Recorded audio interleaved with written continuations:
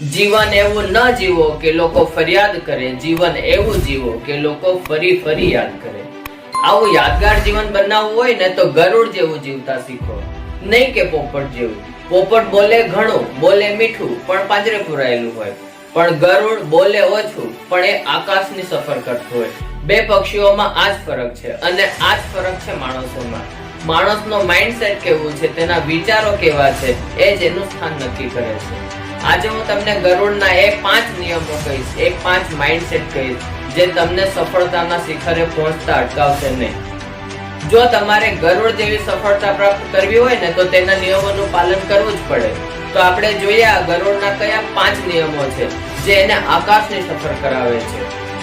ગરુડનો નિયમ નંબર 1, હંમેશા એકલા ઉડવું. મિત્રો, તમારે સફળતા મેળવવી હોય તો જીવનમાં એકલા ચાલતા શીખો. ટોળાનો ભાગ બનવાનું છોડી દો. જો ટોળાનો ભાગ બનશો તો જેમ ટોળું વિખેરાઈ જાય તેમ તમારું અસ્તિત્વ પણ વિખેરાઈ જશે. તમે સફળતાના શિખરે જવાના છો, પહોંચવાના છો, સફળતા મેળવવાની જ છે, તો જીવનમાં એકલા ચાલતા શીખો. હિન્દીમાં ડાયલોગ છે ને, मुन्ना झुंड में तो सुअर आते हैं.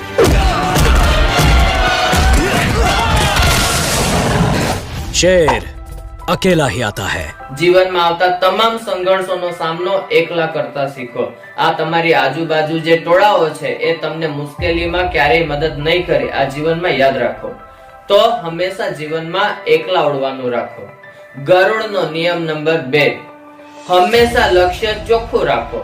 ગરુડ જ્યારે આકાશમાં ઉડતું હોય ત્યારે ધરતી ઉપર રહેલું શિકાર એનું લક્ષ્ય હોય, અને જે એનું લક્ષ્ય હોય એ આકાશમાંથી તરાપ મારીને એના પંજામાં દબાવી લે છે. તો ગરુડનું લક્ષ્ય ચોખ્ખું હોય, એ ક્યારેય પોતાના લક્ષ્યથી વિપરીત થતું નથી.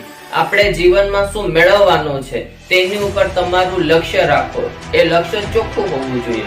જો તમારું વિઝન હશે તો જીવવાનું રીઝન હશે. યાદ રાખો, જીવનમાં જીવવું જ હોય તો તમે એક લક્ષ્ય ધારો અને એ લક્ષ્ય પાછળ મહેનત કરો. સ્વામી વિવેકાનંદે કીધું છે કે લક્ષ્યની પ્રાપ્તિ સુધી હંમેશા મંડ્યા રહો. ગરુડનો નિયમ નંબર 3, ગરુડ ક્યારેય મરેલું માંસ ખાતો નથી. ગરુડ હંમેશા શિકાર કરીને તાજું માંસ ખાય છે. આનો મતલબ થાય છે કે તે હંમેશા જીવનમાં મહેનત કરે છે. એ ક્યારેય મફતનું ખાતું નથી, અને જેને મફતનું ખાવાની ટેવ હોય તે ક્યારેય જીવનમાં સફળતા મેળવતું નથી. હંમેશા યાદ રાખો, તમારે કંઈક મેળવવું છે, સફળ બનવું જ છે, તો તમારે દરરોજ મહેનત કરવી પડશે. જેને ભાવતું ભોજન એના મોઢા સામે દરરોજ આવતું હોય એ ક્યારેય મહેનત નહીં કરે. એટલે તો સંસ્કૃતમાં કીધું છે કે ઉદ્યમેન હિ સિદ્ધ્યંતિ કાર્યાણી ન તુ કેવલ મનોરથે નહિ સુપ્તસ્ય સિંહસ્ય પ્રવેશંતિ મુખે મૃગાહ.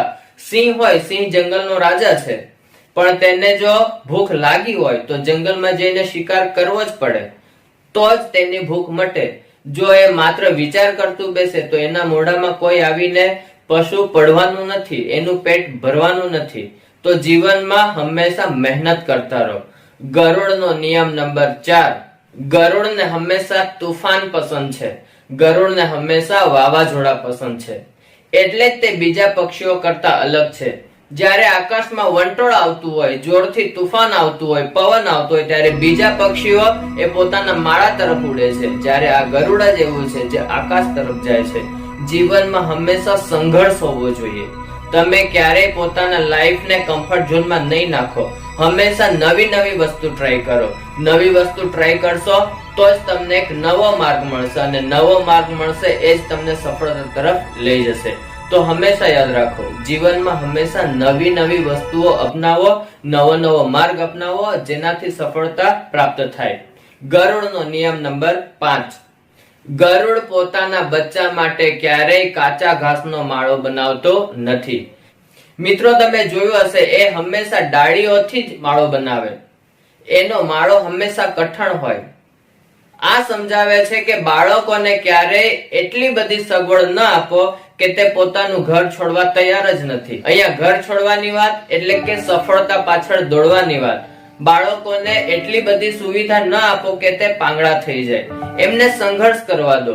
કહેવાય છે ને, છાંયડે રહેલું છોડ ઉગતું નથી. તો એમની ઉપર એટલો બધો છાંયડો ન પાડો. એમને થોડો તડકો આવવા દો, તો એનો વિકાસ થશે. એમને એનો વિકાસ થવાનો નથી. જીવનમાં મુશ્કેલીનો તો સામનો કરવો જ પડશે. તો તો જ તમને સફળતા મળશે.